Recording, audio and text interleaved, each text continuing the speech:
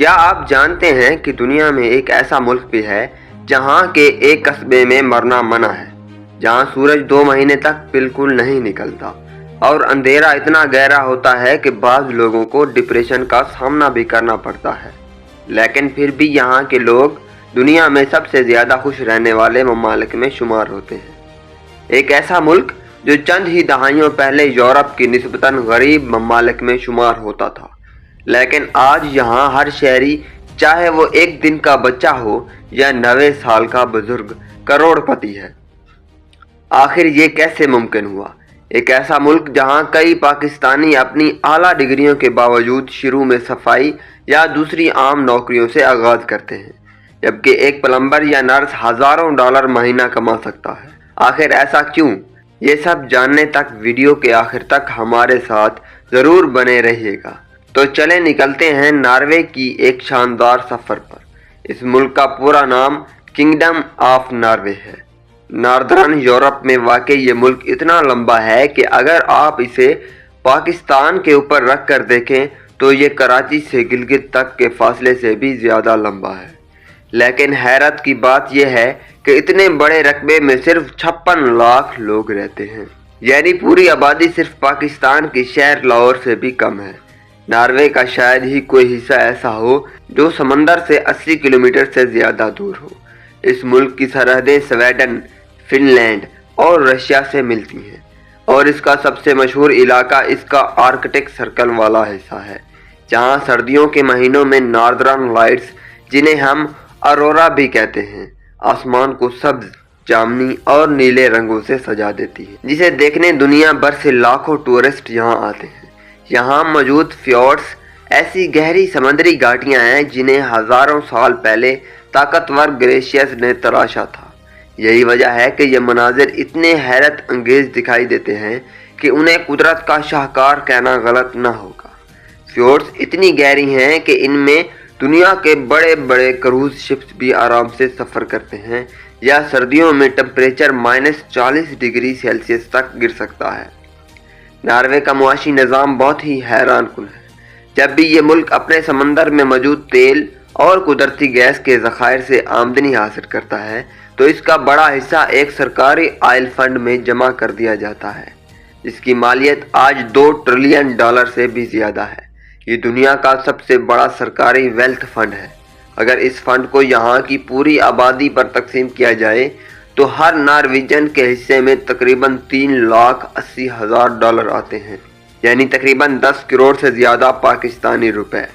لیکن دلچسپ بات یہ ہے، یہ رقم کسی کے ذاتی بینک میں موجود نہیں ہوتی، بلکہ یہ پورے ملک کا نیشنل ایسٹ ہے، جسے آنے والی نسلوں کے مستقبل کو محفوظ رکھنے کے لیے انویسٹمنٹ کی صورت میں رکھا گیا ہے۔ اعداد و شمار کی بات کریں تو یہاں کی GDP تقریباً $600 ارب ہے، جبکہ سالانہ فی کس آمدنی $1,05,000 یعنی پاکستانی کرنسی میں تقریباً $2,92,00,000 اور یہاں کی کرنسی نارویجن کرون ہے۔ 1000 سال پہلے یہی برفیلے فیورڈز دنیا کے سب سے خوفناک جنگجوؤں کو جنم دیتے تھے، جنہیں دا وائکنگز کہا جاتا ہے۔ یہ لکڑی کی طاقتور لانگ شپس میں بیٹھ کر پورے یورپ میں حملے اور لوٹ مار کرتے تھے، اور ساتھ ہی ساتھ روس سے لے کر بغداد تک تجارت کرتے تھے۔ یہ صرف بے خوف جنگجو ہی نہیں بلکہ اپنے دور کے بہترین تاجر اور سمندری مہم جو بھی تھے۔ لیکن پھر ایک ایسا زمانہ آیا جب کوئی تلوار کام نہ کر سکی۔ 14ویں صدی میں بلیک ڈیتھ یعنی طاعون نے ناروے کی آدھی آبادی کو مٹا کر رکھ دیا۔ اس کے بعد تقریباً 500 سال تک ناروے پہلے ڈنمارک اور پھر سویڈن کے زیر اثر رہا۔ اس دور میں یہاں کے لوگ یورپ کی نسبتاً غریب کسانوں میں شمار ہوتے تھے، اور ان کے پاس اپنے فیصلے کرنے کا اختیار نہ تھا۔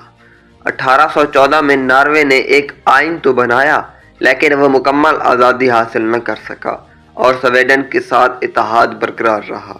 آخرکار 1905 میں ایک تاریخی ریفرنڈم ہوا جس میں عوام نے آزادی کے حق میں فیصلہ دیا، اور ناروے ایک آزاد ملک بن گیا۔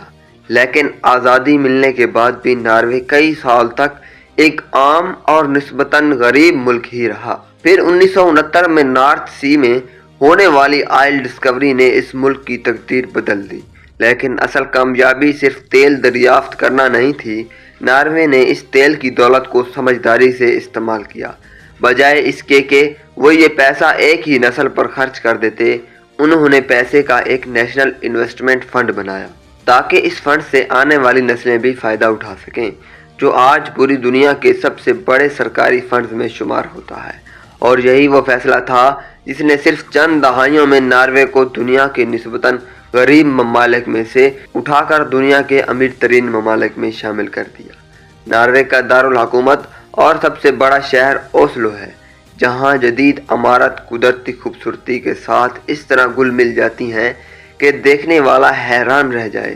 یہاں موجود اوسلو اپرا ہاؤس سمندر کے کنارے برف کے ایک بڑے ٹکڑے کی طرح دکھائی دیتا ہے، جبکہ museum of the Viking age میں 1000 سال پرانی اصل وائکنگ شپس آج بھی محفوظ ہیں، جو ناروے کی شاندار تاریخ کی گواہی دیتی ہیں۔ لیکن ناروے کی خوبصورتی صرف اوسلو تک محدود نہیں۔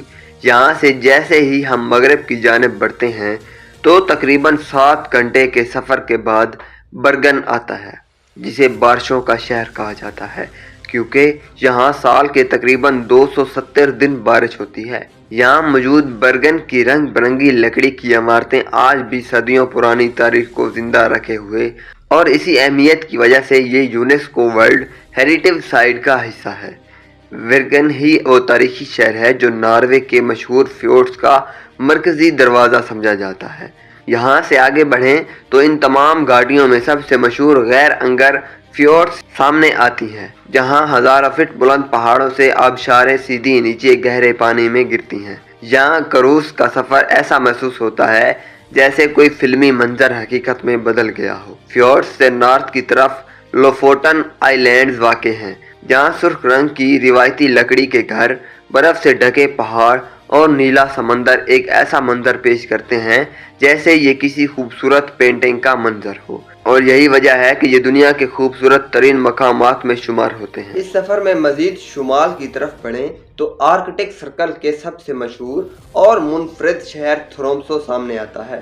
یہاں سردیوں میں کئی ہفتوں تک سورج نہیں نکلتا، لیکن اسی اندھیرے میں ناردرن لائٹس آسمان کو سبز جامنی اور نیلے رنگوں سے روشن کر دیتی ہیں، اور دنیا بھر سے لاکھوں سیاح صرف یہ حیرت انگیز منظر دیکھنے یہاں آتے ہیں۔ لیکن ناروے کی خوبصورتی صرف پرسکون مناظر تک محدود نہیں، یہاں ٹرول ڈونگا بھی موجود ہے، جو تقریباً 100 میٹر کی بلندی پر واقع ایک مشہور چٹان ہے۔ یہ چٹان ہوا میں معلق دکھائی دیتی ہے، اور ہر سال ہزاروں سیاح اس کے کنارے کھڑے ہو کر تصویریں بنانے کے لیے یہاں آتے ہیں۔ ناروے صرف خوبصورت مناظر کا نام ہی نہیں، بلکہ یہ ملک اپنی چند ایسی انوکھی باتوں کی وجہ سے بھی پوری دنیا میں پہچانا جاتا ہے، جو اسے باقی ممالک سے بالکل مختلف بناتی ہیں۔ سب سے پہلے بات کرتے ہیں ناروے کے انتہائی شمال میں واقع سوالبارڈ کا قصبہ لاونگ ایئر بی این کی۔ یہاں زمین مستقل طور پر برف میں جمی رہتی ہے، جسے برما فراسٹ کہا جاتا ہے۔ اسی وجہ سے آج یہاں عام طور پر نئی تدفین نہیں کی جاتی۔ اگر کسی شخص کا انتقال ہو جائے تو اس کی میت کو تدفین کے لیے ناروے کے دوسرے حصوں میں منتقل کر دیا جاتا ہے۔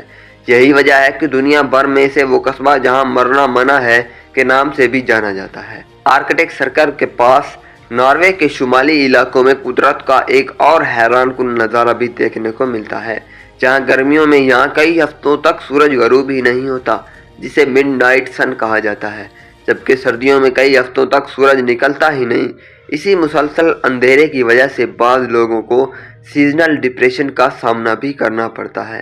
لیکن حیرت کی بات یہ ہے کہ اس کے باوجود ناروے ہر سال دنیا کے خوش ترین ممالک میں شمار ہوتا ہے، کیونکہ یہاں لوگوں کی زندگی میں سہولتیں بھی ہیں، سکون بھی، اور کام کے ساتھ اپنی ذاتی زندگی کے لیے بھی بھرپور وقت ہوتا ہے۔ اگر آپ ناروے میں صرف گھومنے نہیں بلکہ وہاں جا کر نئی زندگی شروع کرنے کا سوچ رہے ہیں تو اب چند باتیں جان لیجیے جو ہر اس شخص کے لیے سب سے زیادہ اہم ہے جو ناروے میں اپنا مستقبل بنانا چاہتا ہے۔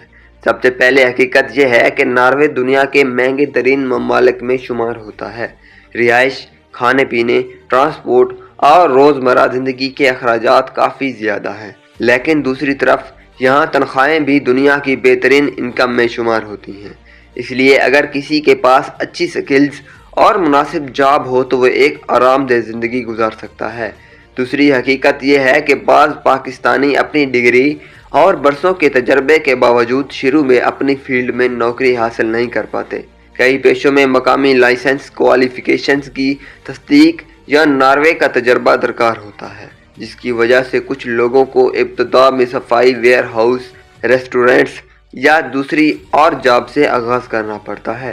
تاہم مقامی تجربہ، ضروری لائسنسز اور مطلوبہ شرائط پوری کرنے کے بعد بہت سے لوگ اپنی اصل فیلڈ میں بھی کامیابی سے کام کرنے لگتے ہیں۔ تیسری حقیقت زبان ہے۔